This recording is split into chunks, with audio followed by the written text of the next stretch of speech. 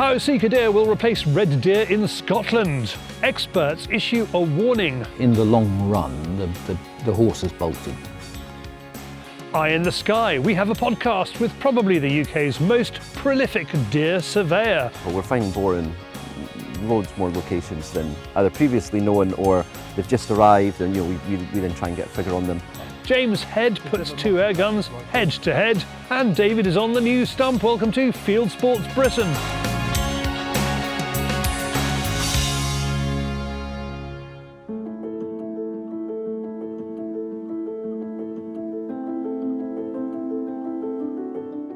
When we began filming A Year in the Life of Sika, Neil made a prediction.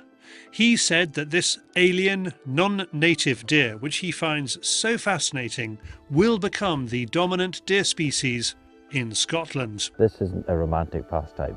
This is just good, solid, hard graft. His reasons: government's plans to increase Scotland's forest cover, handy as Sika thrive in thick forest. Then you have the landowners. Some manage them, others ignore them. And lastly, Sika are hard to hunt.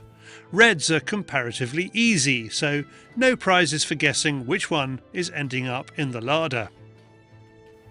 In this last episode, we want to test his theories by speaking to government, by getting a bird's eye view of the situation. Sika have this ability to pinpoint the drone in the sky without fail every time. And we return to discuss our findings with Professor Rory Putman, who is in a straight-talking mood. But it's sort of common sense, isn't it? As we complete A Year in the Life of Sika.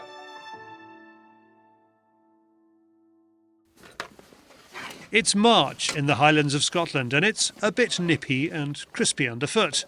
This is not going to help Neil as he tries to reach his Sika targets by the end of the month. We still know there's a number of Sika coming in here, but they've been gone from this site an hour before daylight.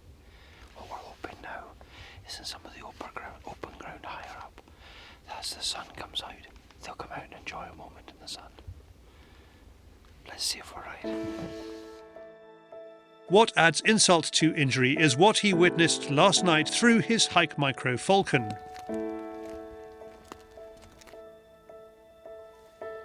It's a case of now you see them, now you don't. So it's at the end of the winter culling period. They're not daft, they know we're after them. We've demonstrated this all the way through, that they're quite a resourceful and clever little animal. So they've withdrawn well before daylight back into thick cover. What we're hoping this morning now is as the sun comes up and things warm up, the deer will move again. One, because as the frost comes off the ground, the grass is easier to reach for them, and two, the sunlight on their body means that they use less of their own energy to digest what's in their stomach. They're going to need the warmth from the sun to stimulate the bacteria in the stomach. So they'll probably come out where they can and lie in sheltered spots in the sun and basically do what we do, enjoy a bit of the sunlight. You've got video footage exactly where we're stood from the thermal equipment of a dozen Sika deer stand in this very spot. We're not going to control them at 8:30 in the morning. They're not here. They were gone this morning before 5 a.m. They were drifting off this side. So these animals are adapting quickly to us. The worrying thing about them from a deer management point of view is that the effort to take them is extreme, and they're one of the few species I'm aware of that even at high density they're still incredibly fecund. So this isn't a battle we're winning at the moment, and unless we collaborate, it's a battle we won't win. Someone else who knows how clever and cunning these Sika deer are is drone pilot Ben Harrower. We've been trying to catch up with him for months as he flies around the UK counting deer for landowners and managers. But the only two species I've seen the ability to pinpoint a drone just every time aerial is Sika and Barasingha. We did some work with Barasingha in Woburn. We did a count there, and yeah, they were the same. So it's interesting. So they're fascinating, really elusive, and serving very. You've got to really know the population and the pressures they're under when you're surveying them, because if they're shot quite heavily, doing a daytime survey is just not. You know, they'll be in thick spruce that the drone can't get through at all. So timing with Sika, a Sika survey is more important than any other species because of their elusive nature. Ben's about 600 miles south of Neil, completing a survey of wetlands near Lowestoft in Norfolk. It's a hotspot for Chinese water deer. The current thinking is that there are 5,000 of them in the UK. If that's the case, half of them are here. When we're down in England here, the muntjac and the Chinese water deer densities are just incredible. And when you look at some of the literature, especially on Chinese water deer, the only literature really that exists might say there's 5,000, or it might be this, but we've counted about 2,500 just on this one job. So when you start thinking, where there's a lag there on actually really getting to grips with just how well some of these species are doing in some habitats. It just shows the importance of Ben's work in trying to get a handle on the spread and density of our deer and our boar. Things are spreading. So take boar, for example. We're finding boar in loads more locations than either previously known or they've just arrived, and we then try and get a figure on them. The spread of muntjac, that's obviously sort of ongoing all the time. Chinese water deer are ongoing. Densities of fallow, they're exceptionally high. You can have herds, single herds of well over 1,000, sometimes 1,500 plus in parts of England. The only species in place where I'd actually say there may be a decline or certainly a freezing could be the Scottish uplands with red deer. There's more ownerships doing restoration work or woodland creation. We don't see a growing trend there. Urban roe deer in Scotland, Sika, all that's increasing generally, or in spread and density. So yeah, I'd say everything's spreading or increasing unless action's been reversed, maybe apart from that upland red deer scenario, which there's obviously a lot of high-profile projects that are lowering deer. So far, he and his team have surveyed 10% of Scotland. That's a big chunk of ground. So what does he think about Neil's hypothesis? Definitely, the Sika, we've done some projects with different organisations where we've monitored them over time. So we've done multiple surveys back to back, and with a heavy culling regime in these forests. And what you see is the red deer are get lowered, and the roe deer get lowered, predictably in a lot of cases where counted X amount got culled. There's immigration, things move in.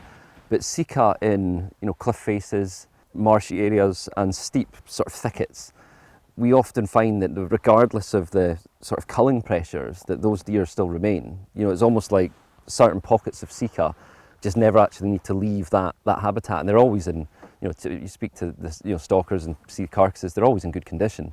So I mean, you've got an animal that's extremely adaptable to the harshest environment. And when we've done big projects, we did one up in Ascent Living Landscapes, and the red deer were sort of spread throughout on the open range typically, but these little ribbons of the sort of rainforest fragments, if you want to call it that, there was just high density of Sika just following these ribbons, and that's how they were basically spreading. It was very seldom we picked up Sika on the open range there, but you had anything more than a cluster of trees and there was at least a few Sika in it. So no, I think that the woodland increase in Scotland is it's inviting the Sika to spread and hold unless people reverse it. From deer out in the open enjoying the warm spring sunshine in Norfolk to Sutherland in the cold and the dark, Neil has a soup on the go to keep him on his toes. This is not recreational stalking. It's open, as you can see. Tuck out the road. Why do you always film me eating? I'm a messy eater at the best of times. But just explain to viewers what's actually going on right now. The bottom line here is, this is about getting a crop of trees away. But to my mind, with deer management, particularly things like Sika, we should be proactive rather than reactive. But as we've said all the way through this, no one is fundamentally focusing on Sika. And as we came into the woodland tonight, you could see a roe deer standing at the side of the road looking at you. Now she's in below the restock side, but I didn't take her deliberately, because the last thing I want to do is send a clear message to the Sika that we're in town. The roe deer we can catch up quite easily, we'll get to her in daylight hours. But this lot coming into the restock, as you'll see, this will be a middle of the night exercise. The truck is parked with a decent vantage point. To Neil's surprise, a Sika hind has sneaked out to our left. He only clocked it because he was getting his blazer sticks from the back of the truck. Neil, Stevie and David think they're in for an early night, but branches clearly picked up through Neil's Stellar 3 scope and the Falcon spotter means it's back to waiting and watching in the truck. Neil throws caution to the wind and stalks up the forest track. It's another still night and the Sika he planned to stalk into retreat at speed. Sika deer are undoubtedly one of the toughest species under pressure to deal with in the UK. I've maybe not done an awful lot of fallow, but I've done a fair bit of fallow, a lot of red deer and a lot of roe, and a bit of Sika. And you saw yourself tonight that they just, slightest disturbance, and even trying to get near them on foot in the restock, they were aware of us moving around tonight. The one opportunity we did get, the point to take away from that is that particularly when you're using thermal or image intensifying equipment, you could see all the branches in front of the animal, and best practice is that you're there to kill them humanely, and the chances of deflection and injury rather than a clean kill in that situation, I just made the decision not to take the shot. But it's been a long winter and we've been on their back for a few months. I think them, Stevie and I, could do with a break. Maybe a few beers. What do you think, Stevie? A few days in the sun? A few days in the sun would be nice. Or even a few nights in your bed. But anyway, you give it your best shot, you can't do any more than that. Leaving empty-handed and a bit weary from chasing deer in the dark, we skip a morning stalk and enjoy watching Neil's red hinds settling in around his croft. This image is through the new Hike Micro Falcon. It's then off to see Professor Putman. It's an opportunity for us to discuss the responses we've just received from Nature Scott about Sika deer management in Scotland. I just wondered how they arrived at 45,000. Do we have reasons to question that, or is that the best guesstimate to work from? No one has ever undertaken a full survey of any of the species across the whole of Scotland, across the whole of the United Kingdom, but it's the best figure that we can deal with. It's the one that everybody has agreed to, if you like. It's possibly an underestimate, it's possibly dated by now, but it's the one that is usually trotted out. I think I've used it myself. One of the things they highlighted was a thing we were aware of, which is this control scheme on Loch Ness side. Yes. And I personally welcome it, because I think it's for the first time that I'm aware of in Nature Scott's remit of looking after deer. They've actually turned, should we say, the spotlight or the night vision on Sika deer and come up with an incentive scheme for people to control Sika. There's a figure that they've offered people. I think it doesn't match the time commitment. But do you see schemes like that working if there isn't something in the background saying to everyone with Sika in the range, you must make a reduction or you must halt the spread? I don't see that voluntary schemes are likely to work, even in areas where the Sika aren't seen as a resource. I think government has to make a decision one way or the other. Either we accept that Sika are now part of our wildlife, I won't say native wildlife, but they're part of our free-ranging wildlife and we accept that, or they want to try and address the expanding range and expanding numbers. I don't think we'll be able to reverse it. We might be able to slow the spread. In the long run, the horse has bolted. And I think Sika will continue to spread, whatever our efforts. Maybe we can slow it down, but I don't think we can stop it completely, particularly with, as I say, new woodland initiatives causing new habitat, creating new corridors. I think we can, if the will is there, it could be slowed. I don't think it can be stopped. Wise words. But it's a personal opinion, and it's a crystal ball. Yeah. I'll be dead before it matters. I in my darker moments, I fear in the future a Scotland dominated by Sika-like deer, to quote yourself, and quite a large population of feral pigs. Yeah. And by then, if I'm still here, I'm sure I'll have retired. Rory, as always, thank you very much. Pleasure, Neil. Really appreciate it. To wrap up our year, we finish where we started, Rose Hall, where a deer park with a small population of Japanese Sika contributed to that spreading population of at least 45,000. The takeaway from this is that what lies ahead is probably a Sika, or if not a hybrid population of deer, and probably the thing we're going to follow on from here is to look at their new companion, which is the feral pig. And is that what lies ahead for Scotland? We seem to be sweeping away one system of land ownership and use, and I'm not sure we've come up with a better solution for the future. We might not be talking about 1 million deer in Scotland in the future, we may be talking about more. But I don't think there'll be Highland red deer in open moorland.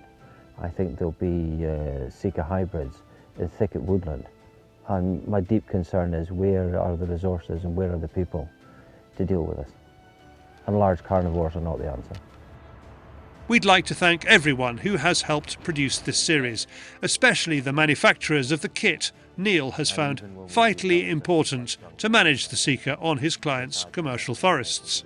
He has faith in his Hornady outfit around, hike micro image quality for species identification, and devastating accuracy from the Blaser R8 rifles. Links to all of them below. Thanks, Neil, and all who took part in that. The full list of questions and answers from Nature Scott can be found in the show's description. And if you enjoyed it, we have a podcast episode with Ben Harrower. Here's a clip. Take boar, for example. We're finding boar in loads more locations than either previously known or they've just arrived, and we then try and get a figure on them. The spread of muntjac, that's obviously sort of ongoing all the time. Chinese water deer are ongoing. Densities of fallow, they're exceptionally high. You can have herds, single herds of well over 1,000, sometimes 1,500 plus in parts of England. So these sort of mass herds, some people have called them super herds before, where they congregate and move around as a mob, that's not uncommon to find in a number of the landscapes we've done. The only place where I would say, the only species in place where I'd actually say there may be a decline or certainly a freezing could be the Scottish uplands with red deer. There's more ownerships doing restoration work or woodland creation, and that we don't see a growing trend there. Urban roe deer in Scotland, Sika, all that's increasing generally, or in spread and density. So yeah, I'd say everything's spreading or increasing unless action's been reversed, maybe apart from that upland red deer scenario, which there's obviously a lot of high profile projects that are lowering deer. Thanks, Ben. And with the main feature in this week's show and that podcast, we have reached the fourth and final part in this series, so a good moment to record my thanks to the sponsors, without whom we could not have made it: Blaser Rifles, Hike Micro Night Vision and Thermal, and Hornady Ammunition. There's a link below to a film on our Field Tester channel where Hornady's European representative Jens Tiggers explains what Hornady is offering with its outfit around that Neil has been using during this series. Now, what's in this week's Fieldsports Extra? A lady in fashion, a baby, and David is at a show. You've got a load of individuals who love being on their own, getting freaked out by actually being collectively together. This week's Fieldsports Extra prize draw is for Booze, a fabulous bottle of sloe gin from Gun Label Spirits, and a shotgun-themed, personalised thermos bottle and coffee tumbler for one person, plus cartridge pouch, from Fieldsports member Bob Kahn, who has an Etsy shop called Pheasant Plucker's Son. There's a link to that shop and to Gun Label Spirits below. Fieldsports Extra's weekly prize draw is simple to enter. Find out how on Fieldsports Extra, the exclusive show for members that goes out to them on Tuesday nights. Link to membership below. Now with insurance and with Layla from the Fieldsports Advice Bureau, FAB, who was at the stalking show at the weekend and got, I think, 3 more people their guns back. Well, thanks to her advice anyway. Next up, no great advice, it's David on the Fieldsports Channel News Stump.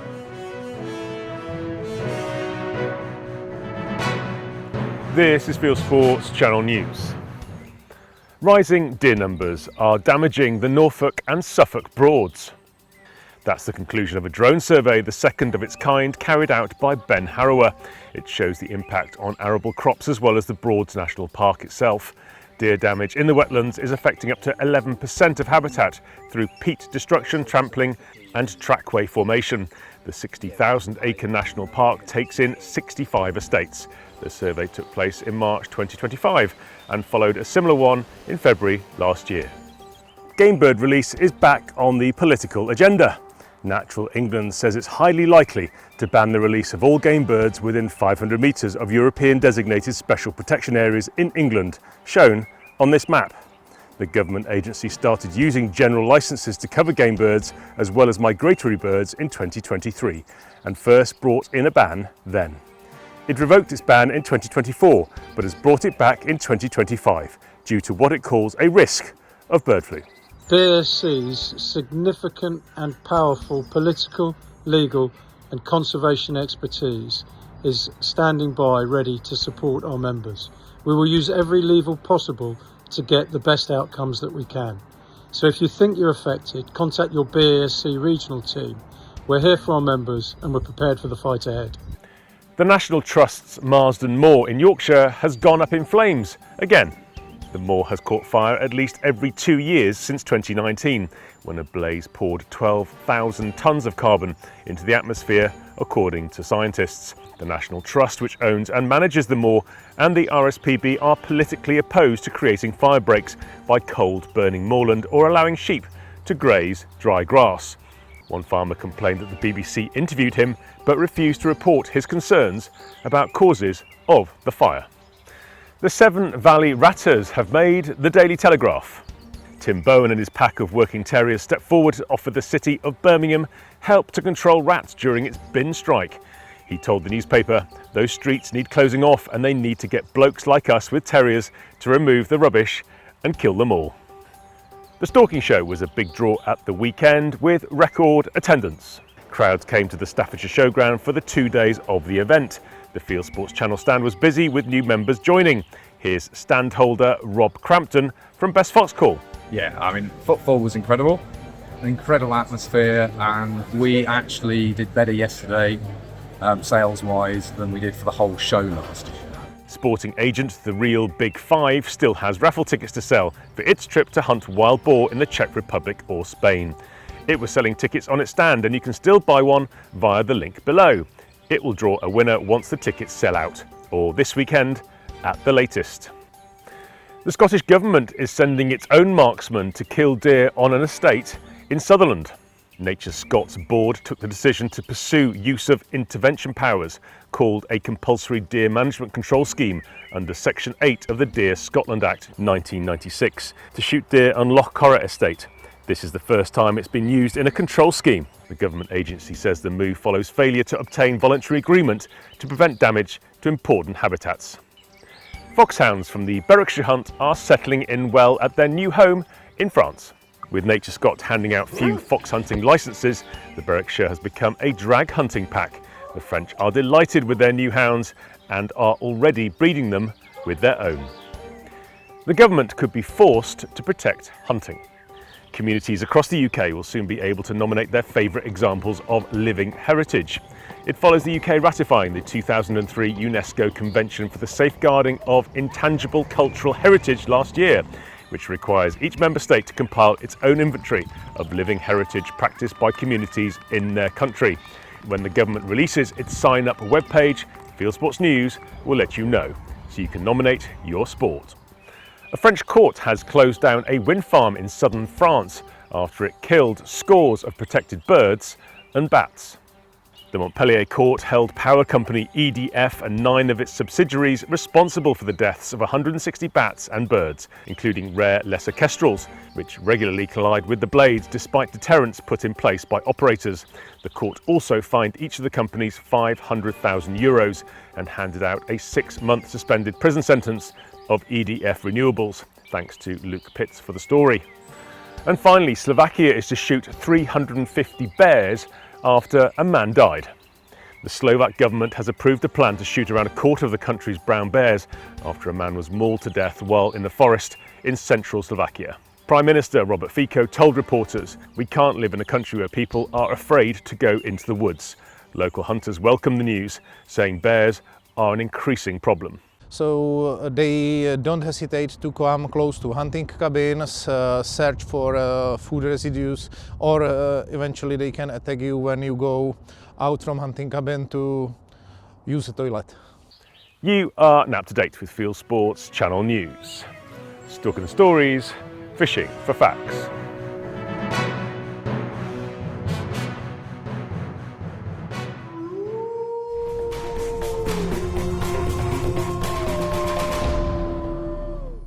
Thank you, David, who is off on holiday and says he won't come back unless all viewers please like this video and subscribe. Thank you. Now, Fieldsports Competitions is hotting up this month with 2 thermals on offer from Hike Micro and 2 meat processing units for the game Meat Eater in your family. Head over to fieldsportscompetitions.co.uk. Next, it's airguns. James Head compares the SMK CP2 and the Webley Nemesis X.